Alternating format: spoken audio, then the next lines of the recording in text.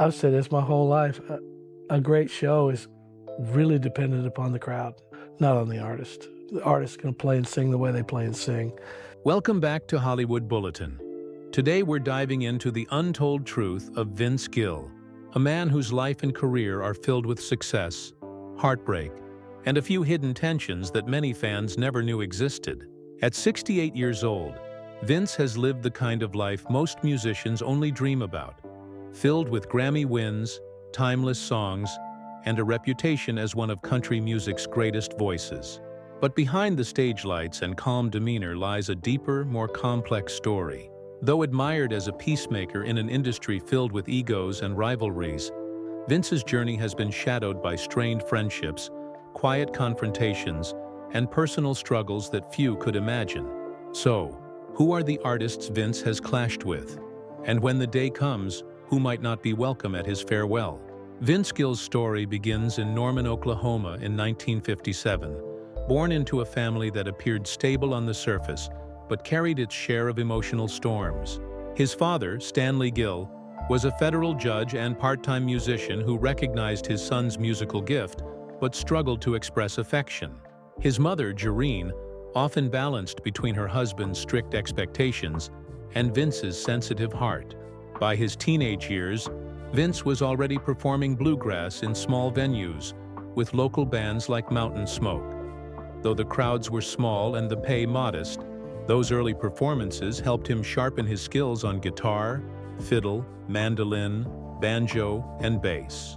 When he left home after high school to chase his dreams, he lived modestly, often doubting if he would ever find his place in the crowded music world. His first big break came when he joined Pure Prairie League in the early 1980s, singing lead on Let Me Love You Tonight, which became a national hit. But while that brought attention, it didn't yet define his sound. After several underappreciated albums with RCA, his breakthrough finally arrived in 1989 with MCA Nashville and the song When I Call Your Name. That emotional ballad earned him a Grammy and the CMA Song of the Year, launching him into the spotlight. Over time, Vince collected 22 Grammy Awards, becoming the most awarded male country artist in history. His songs spoke of heartbreak, faith, and healing, resonating deeply with millions. Yet, for all the peace his music brought to others, Vince's own life was marked by struggle, grief, and controversy. One of the deepest scars came in 1993 with the death of his older brother, Bob. Devastated by the loss, Vince poured his sorrow into finishing a song he had started years before. That song became Go Rest High on That Mountain, one of the most emotional ballads ever written, sung at funerals and memorials across the world. The song reflected not just loss, but also faith.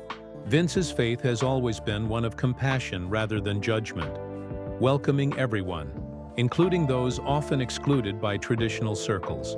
Despite personal challenges, including a divorce and rebuilding his life, he held on to his belief that love and kindness mattered more than rigid rules. Vince's personal life, however, was as dramatic as his music. He married Janice Oliver of Sweethearts of the Rodeo in 1980, and together they had a daughter, Jenny. But as Vince's career grew, long tours and time apart strained their relationship. By the early 1990s, cracks appeared, and around that time Vince met Amy Grant, the beloved Christian music icon. Their collaboration blossomed into a deep connection. But since both were married, rumors of an affair soon followed. After both divorced their partners, Vince and Amy married in 2000, sparking controversy, especially among Amy's Christian fan base. Yet their marriage stood the test of time, evolving into one of Nashville's most respected unions. Together, they supported charities, raised their family, and proved that love can rise above public judgment. Still, Vince's life hasn't been free of controversy.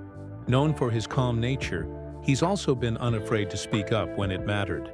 In 2003, when the Dixie Chicks were attacked for criticizing President George Bush, Vince defended their right to free speech, saying others had said worse without consequence.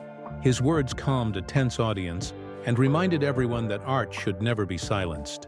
A decade later, he stood up again, this time for his wife, when protesters gathered outside his concert criticizing Amy's divorce and support for the LGBTQ+ community.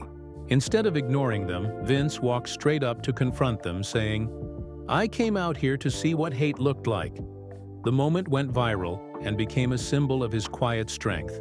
Despite backlash from some Christian groups, he never backed down, proving that standing by your loved ones matters more than pleasing the crowd. In recent years, Vince has also faced the darker side of fame through online misinformation. One AI-generated story falsely linked him to a political event and caused a wave of confusion, reminding fans how easily lies can spread in the digital age.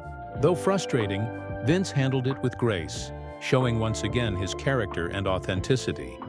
But no story about Vince Gill would be complete without touching on the artists and tensions that followed him throughout his career.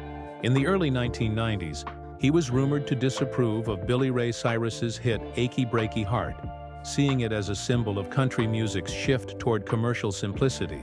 While Vince never publicly attacked Billy Ray, insiders claimed he viewed the song as lacking the emotional depth that defines true country storytelling.